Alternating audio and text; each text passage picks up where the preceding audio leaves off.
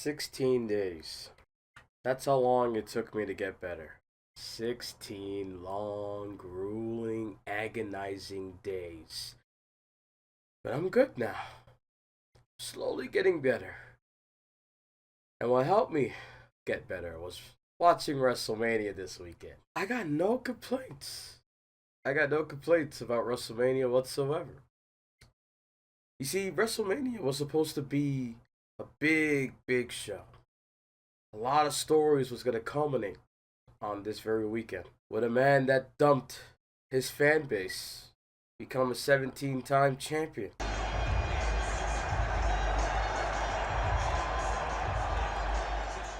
Will the upstart that won the Royal Rumble become the World Heavyweight Champion?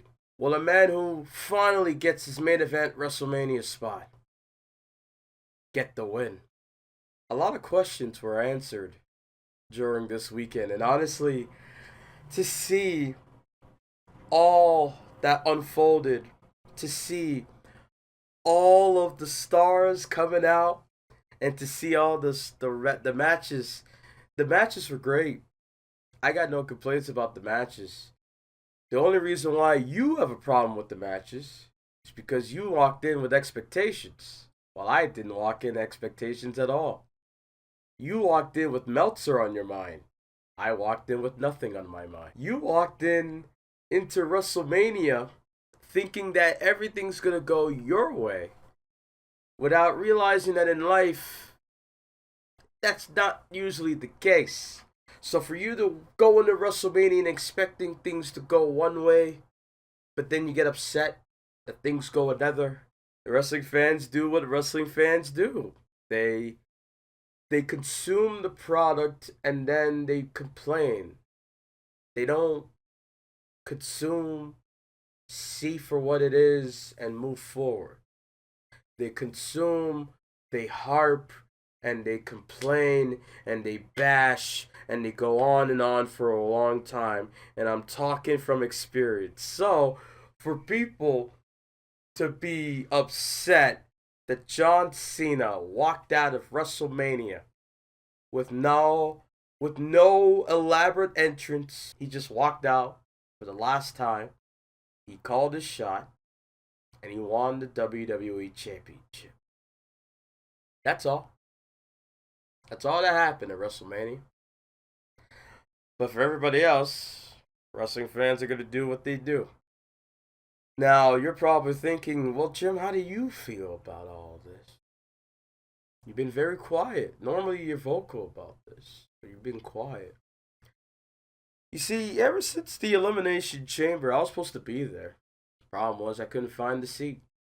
I couldn't find the seat that was worth me spending up to $500 worth of a ticket for. I couldn't find one because I was thinking too hard about it.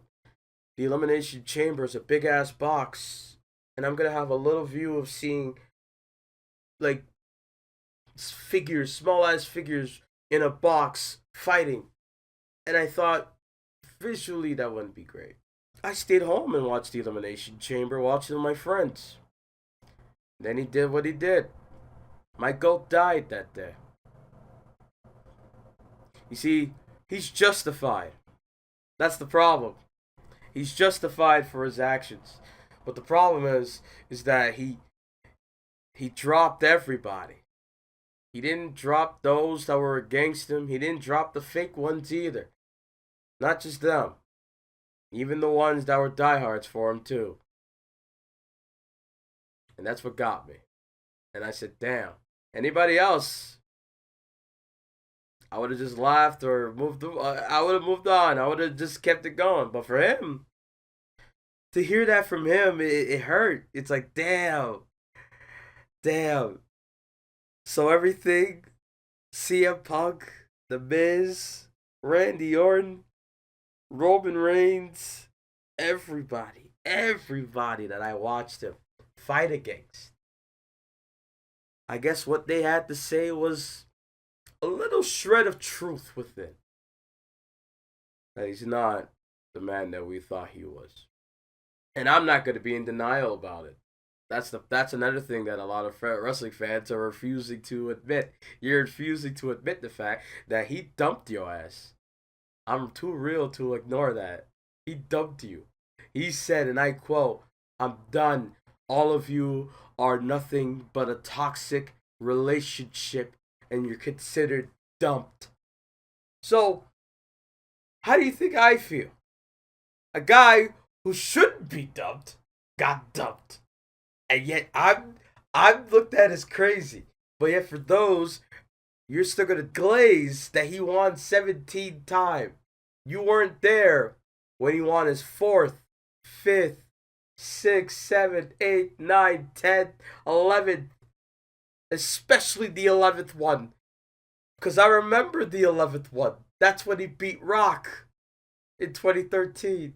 And then he won his 16th in 2017 from AJ Styles.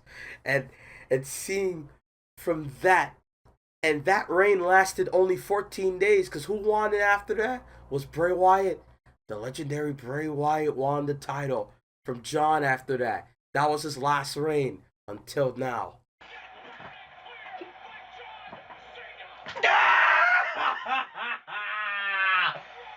16 time!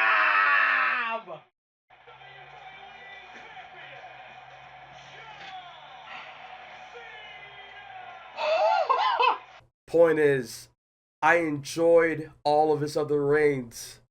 This is the one reign that I'm against. This is the one reign I can't enjoy.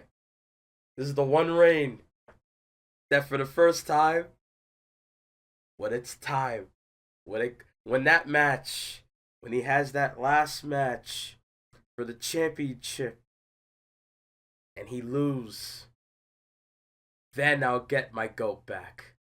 Because then all it will take is that one big loss to humble his ass one more time, and I'll get my goat back once and for all. But until then, I gotta deal, as I recover from my illness, I gotta deal with John Cena being the bad guy for the majority of 2025. And all of you are living in denial, while I'm too real to let that disrespect me like that. I'm sorry. So, overall, WrestleMania was a good weekend. I have no complaints overall. As a viewer, I walked in with no expectations, and I am amazed. Because guess what? For me to go into every match with expectations, with every match thinking, oh, this should not be any mistakes, even though it's a live show, to think that people are going to go into wrestling matches and accidents are bound to happen. I'm glad everything went the way it did. The only thing I'm upset about is the lady in the front row that got hurt. You know. Other than that, WrestleMania 37, 38, 39, 40, and now 41. All five of them. I cannot say one bad thing about them. The last bad WrestleMania was WrestleMania 36, and that was because of COVID. Other than that, 37 was great, 38 was great, 39 was better, 40 was better, 41 was great. I got no complaints. I'm at peace when it comes to watching wrestling now. And besides, I remember the days of being made fun of just for watching this shit. I remember being made fun of just for wearing a WWE merchandise. And now all you fuckers are doing it too. Yeah, welcome. Yeah, it took you long enough. Anyways, WrestleMania 41 will go down as one of the best of all time, especially night one's main event. I did not see Seth Rollins turning on everybody or joining with Paul Heyman. Think about it like this, y'all. Seth Rollins has fought every single person that aligned with Paul Heyman, all for Seth to join with him now. Think about that. He fought Brock, Roman, so many others, and now it's Seth Rollins with the leech on his neck in Paul Heyman. Now, let's see how Roman's gonna be. Because Cody Rhodes called it. He said Roman's gonna lose Solo, Jay, Jimmy, Paul. He's gonna be a chief without a tribe. He's gonna be on the island of irrelevancy at this point because he's all alone. And Roman Reigns. And CM Punk. Holy shit. Imagine. I would crash if I was Punk because CM Punk literally took in Paul as his friend. And then in 2013, it's not the first time Punk got backstabbed by Paul. 2013 Money in the Bank. Paul Heyman bashed him with the ladder. Cost him the contract because he couldn't beat Brock. Then this happens. He walks his friend down the aisle in the main event of WrestleMania just to low blow him at a desperate moment. Now, Raw after WrestleMania tonight is the most important Raw after WrestleMania that they could tell because we don't know where they're going to go with any story. And I'd be foolish to predict or try to think anything ahead because that's how you spoil yourself out of the fun. Remember, the unpredictability in wrestling is what got you in the first place. And a lot of people forget that. Remember, you not knowing what the fuck is happening in the next 5 minutes is more intriguing than you wanting to know the whole show. I'm just saying. Look through my channel's history. I was the same way. Talking about reports, talking about backstage stuff, inside stuff. And then I stopped. Then I became a fan again. And now I'm loving this shit again. Because that's all I can do. I don't control the shit. I'm not WWE. I'm not in it. I don't control it. I can't control it. I don't have the pen. I don't have nothing. Neither do you. But yet you keep thinking you do. Because you're in your own ignorant mind. Because you're young. I'm only 27. I'm realizing this now. You're probably like 22.